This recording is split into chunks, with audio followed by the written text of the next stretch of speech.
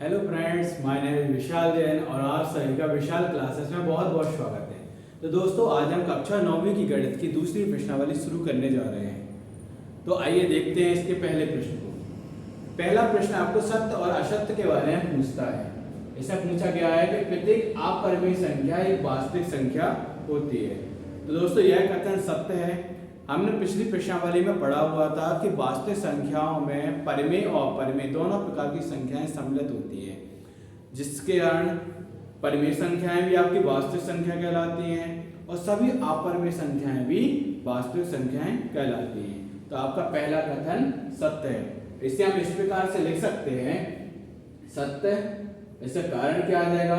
प्रत्येक वास्तविक संख्याओं में परिमेय और अपरिमेय दोनों प्रकार की संख्याएं सम्मिलित होती हैं, अतः आपका प्रत्येक अपरिमेय संख्या एक वास्तविक संख्या होगा। दूसरा आपका पूछा गया है, संख्या रेखा का प्रत्येक बिंदु कर्णीय एम के रूप में होता है, जहां एम एक प्राकृत रेखा है। तो दोस्तों, हमने पिछली प्रश्नावली में ये भी देखा था कि संख्या रेखा पर किसी भी दो बिंदुओं के बीच में अनंत संख्याएं हो सकती है और उन अनंत संख्याओं में कुछ परिमेय भी हो सकती हैं और अपरिमेय भी हो सकती है। तो हम यहाँ पे देखते हैं, तो आपका ये वाला कथन आपका असत्य होगा। हम एग्जाम्पल के तौर पे जैसे हमने ले लिया 2 और 3, तो 2 और 3 के लिए यदि हम कर्णीय के रूप में लिख लिया जाए तो इन दोनों के बीच में भी आपके अनंत संख्याएं होंगी और ये अनंत संख्याओं में से कुछ परिमेय के रूप में भी होंगी और कुछ अपरिमेय के रूप में भी होंगी। तो इन्होंने कहा है कि प्रत्येक को हम कर्णीय एम के रूप में लिख सकते हैं। तो ये आपका कथन असत्य है। हम प्रत्येक के लिए कर्णीय एम के रूप में नहीं लिख सकते। तीसरा आपका पूछा गया है, प्रत्येक वास्तविक संख्या एक अपरिमेय संख्या होती है। तो आपका ये कथन भी असत्य है। हमने अभी देखा हुआ था कि वास्तविक संख्याओं में परिमेय और अपरिमेय दोनों प्रकार की संख्याएं सम्मिलित होती है। तो प्रत्येक परिमेय संख्या एक वास्तविक संख्या होगी, प्रत्येक अपरिमेय संख्या भी एक वास्तविक संख्या होगी, लेकिन इसका उल्टा असत्य होगा। आप अपरिमेय संख्याओं को वास्तविक संख्या तो बोल सकते हैं, परंतु प्रत्येक वास्तविक संख्या एक अपरिमेय संख्या नहीं होगी। तो आपका ये वाला कथन जो है वो असत्य है। इसे इस प्रकार से बता सकते हैं कि परिमेय और अपरिमेय संख्याओं को सम्मिलित रूप से हम वास्तविक संख्याएं कहते हैं। अतः कुछ वास्तविक संख्याएं परिमेय संख्याएं भी होंगी और कुछ वास्तविक संख्याएं अपरिमेय संख्याएं भी होंगी। चलिए अब आते हैं हमारे दूसरे प्रश्न की ओर। दूसरा प्रश्न पूछा जा रहा है, क्या सभी धनात्मक संख्याओं के वर्गमूल अपरिमेय होते हैं? यदि नहीं, तो एक संख्या के वर्गमूल का उदाहरण दीजिए जो एक परिमेय संख्या हो। तो आइए इसे समझते हैं।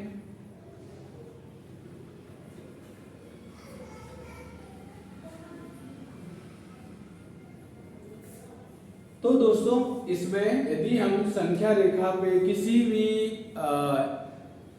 एक संख्या का उदाहरण ले लेते हैं, किसी भी धनात्मक संख्या का उदाहरण ले लेते हैं, जैसे हमने लिया कर्णीय 3, तो √3 जो है ये आपकी अपरिमेय संख्या है, ये आपकी अपरिमेय संख्या है। लेकिन यदि हम ले लिए किसी भी धनात्मक संख्या जैसे 4, तो 4 का √ लिया, तो 4 के √ को हम क्या लिख सकते हैं? 4 के √ को हम लिख सकते हैं √ के अंदर 2/2, जिसमें आपका 2 का जोड़ा बन गया और ये आपकी संख्या 2 बाहर निकल आई। और संख्या 2 को हम इस प्रकार से लिख सकते हैं 2/1। तो ये आपकी किस प्रकार से एक परिमेय संख्या बन जाती है। तो सभी धनात्मक संख्याओं के वर्गमूल अपरिमेय नहीं होते हैं। जिनमें आप जैसे संख्या 4 है तो इसका आपका वर्गमूल एक परिमेय संख्या मिला है, संख्या 3 है इसका वर्गमूल एक अपरिमेय संख्या मिला है। तो हम लिख सकते हैं कि नहीं, सभी धनात्मक संख्याओं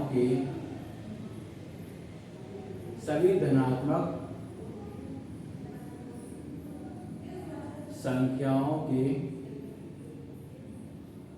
वर्गमूल अपरिमेय नहीं होते हैं।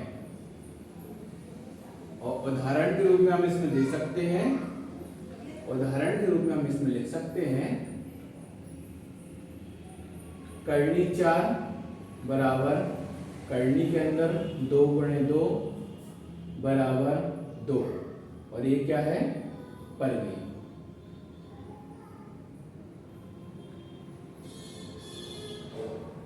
ठीक है, चलिए तीसरे प्रश्न की ओर आते हैं। तीसरा प्रश्न आपका पूछा गया है, दिखाइए कि संख्या रेखा पर कर्णी 5 को किस प्रकार से निरूपित किया जा सकता है। तो हमें संख्या रेखा पर हम कर्णी 5 किस प्रकार से बना सकते हैं, चलिए तो इसे हल करते हैं।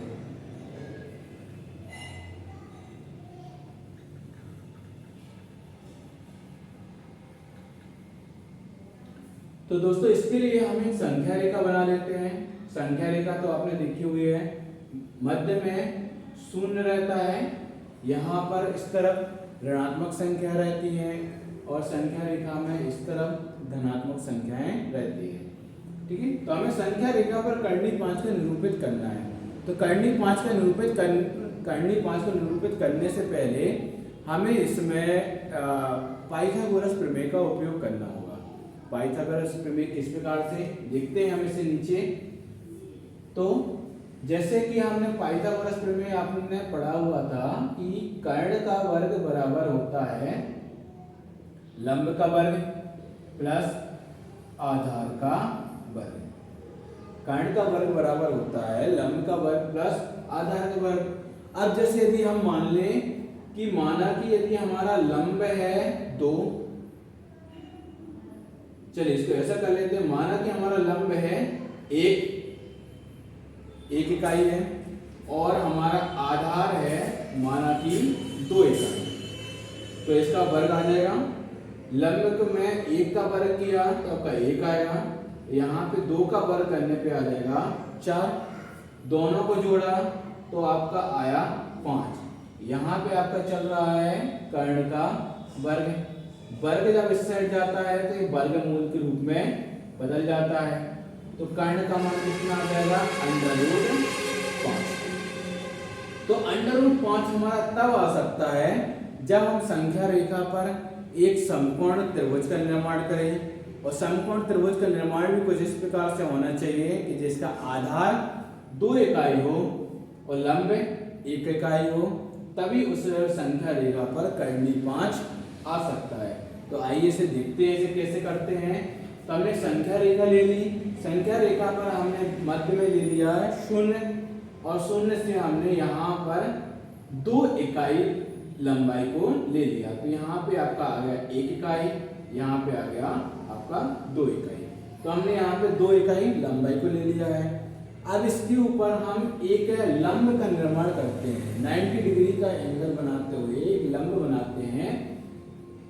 इस पर हम एक लंब रेखा बनाते हैं जिसको आपको प्रकार और चांदी की सहायता से बना लेना है।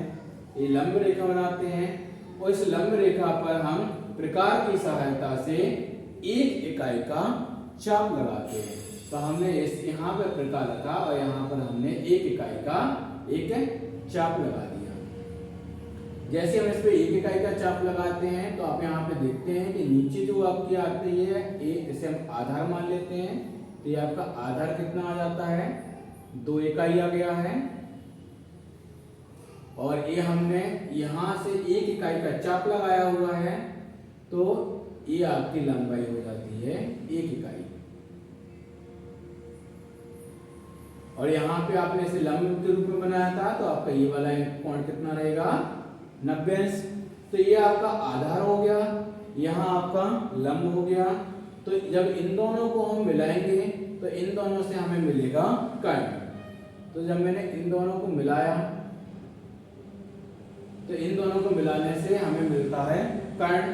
अभी हमने देखा था कि यदि आधार आपका 2 इकाई हो और लंब आपका 1 इकाई हो तब कर्ण का मान निकलता है √5। तो ये आपका इस कर्ण की लंबाई कितनी होगी, √5 इकाई। तो दोस्तों संख्या रेखा पर कर्णी 5 को हम इस प्रकार से प्रदर्शित कर सकते हैं।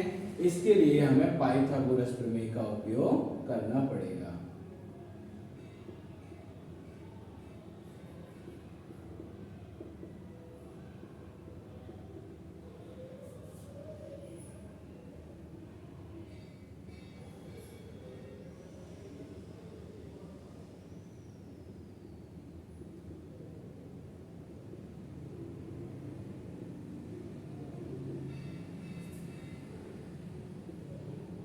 हमने यहाँ पे ऊपर लिख लिया, माना कि आधार बराबर है 2 इकाई और लंब बराबर है 1 इकाई।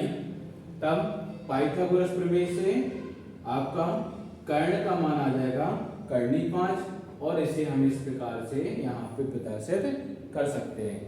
तो दोस्तों उम्मीद करते हैं कि आपके लिए इसकी दूसरी प्रश्नावली अच्छे से समझ में आई होगी।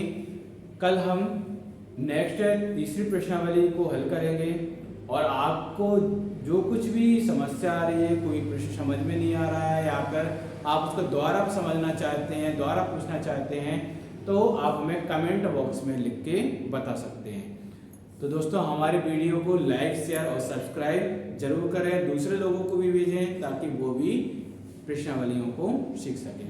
धन्यवाद।